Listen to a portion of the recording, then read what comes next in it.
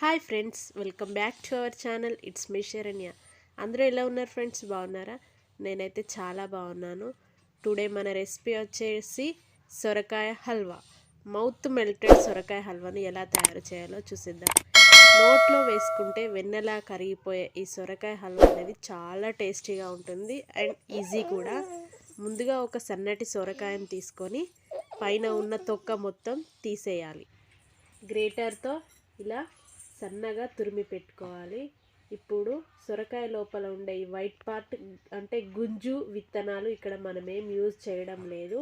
అప్పుడే టేస్ట్ అయినా టెక్చర్ అయినా చాలా పర్ఫెక్ట్గా వస్తుంది. ఇప్పుడు స్టవ్ ఆన్ చేసి ఒక కడాయి పెట్టుకోవాలి.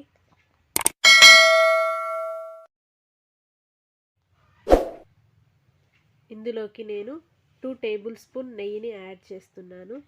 నెయ్యి కరిగాక ఇందులోకి మీకు నచ్చిన డ్రై ఫ్రూట్స్ యాడ్ చేసుకోవచ్చు. డ్రై ఫ్రూట్స్ కొంచెం దోరగా వేగి తర్వాత ఇలా ఒక గిన్నెలోకి మొత్తం డ్రై ఫ్రూట్స్ను తీసేసుకోవాలి.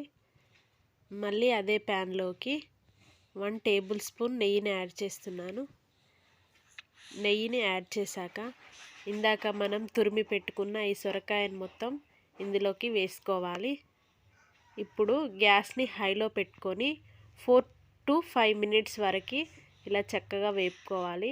అప్పుడే సొరకాయ అనేది సాఫ్ట్గా మంచిగా ఉడుకుతుంది. ఇలా సాఫ్ట్గా ఉడికిన తర్వాత ఇందులోకి నేను 1 కప్పు కాచి చల్లార్చిన చిక్కటి పాలను వేస్తున్నాను.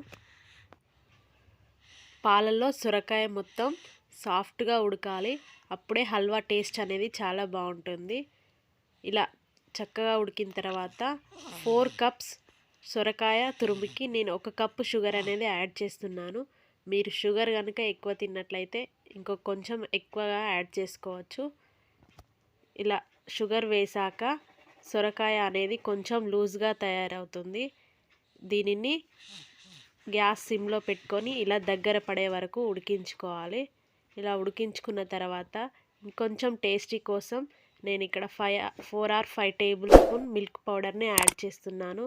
ఒకవేళ కనుక మీ దగ్గర మిల్క్ పౌడర్ అనేది అవైలబుల్గా లేకపోతే ఇక్కడ మనం 1 కప్పు పాలని యూజ్ చేసాం కదా, ఆ ప్లేస్లో మీరు 2 కప్స్ పాలనైనా యాడ్ చేసుకోవచ్చు. టేస్ట్ అనేది చాలా బాగుంటుంది. మిల్క్ పౌడర్ వేసిన తర్వాత ఉండలేమీ కట్టకుండా మంచిగా మిక్స్ చేసుకోవాలి. మిక్స్ చేసుకున్న తర్వాత ఇలా దగ్గర పడినివ్వాలి. ఒకసారి మంచిగా కలుపుకొని ఇందులోకి నేను 1 టేబుల్ స్పూన్ ఇలాచీ పౌడర్ను యూజ్ చేస్తున్నాను.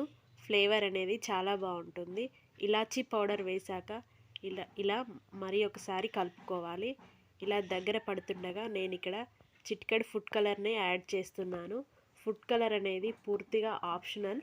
మీకు నచ్చితే వేసుకోండి, లేకపోతే ఫుడ్ కలర్ ఇక్కడ స్కిప్ చేయొచ్చు. ఫుడ్ కలర్ వేశాక ఒకసారి మంచిగా కలుపుకొని ఇందాక మనం వేయించి పెట్టుకున్న డ్రై ఫ్రూట్స్ అనేవి ఇక్కడ యాడ్ చేసుకోవాలి.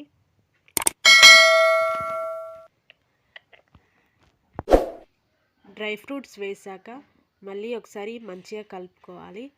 ఈ హల్వా అనేది ఈ కన్సిస్టెన్సీలోకి వచ్చాక ఇందులోకి 1 టేబుల్ స్పూన్ నెయ్యిని యాడ్ చేస్తున్నాను. నెయ్యిని యాడ్ చేశాక ఒకసారి మంచిగా మిక్స్ చేసుకోవడం అంతే అండి. ఎంతో ఈజీగా అండ్ టేస్టీగా ఉండే సొరకాయ హల్వా రెడీ. ఇంకా మన ఛానల్ని ఎవరైనా ఫస్ట్ టైం చూస్తున్నట్లయితే ప్లీజ్ సబ్స్క్రైబ్ చేసుకోండి. పక్కన ఉన్న బెల్ ఐకాన్ ప్రెస్ చేయండి. Thanks for watching.